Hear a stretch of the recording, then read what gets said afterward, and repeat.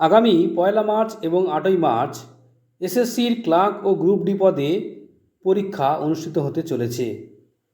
তার আগে West Bengal school service commission থেকে অত্যন্ত গুরুত্বপূর্ণ একটি নোটিফিকেশান জারি করা হয়েছে। সেই নোটিফিকেশানে কী বলা হয়েছে চলুন বন্ধুরা দেখে নেওয়া যাক।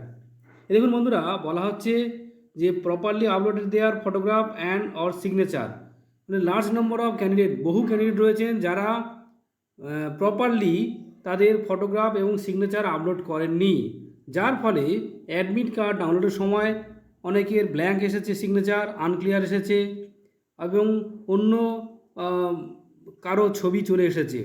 সেই জন্য স্কুল সার্ভিস কমিশন সিদ্ধান্ত নিয়েছে যে গত 3/2/2026 আগামী 3/2/2026 থেকে 8/2/2026 এই তারিখের মধ্যে অবশ্যই সংশোধন করতে হবে এবং যারা পরীক্ষা দিতে যাবেন যাতে তাদের পরীক্ষা বাতিল না হয় তার জন্যও ব্যবস্থা করা হয়েছে। কি বলা হয়েছে?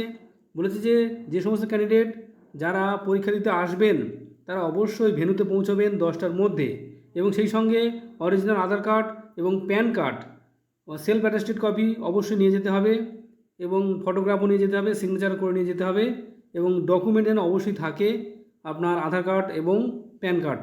তাহলে দেখবেন আপনাদের পারমিশন দেওয়া হবে পরীক্ষা দেওয়ার জন্য। আর যদি এসব নিয়ে না যান তাহলে কিন্তু পরীক্ষা দিতে দেওয়া হবে না। এই দেখুন, chairman West Bengal central school service commission. ধন্যবাদ।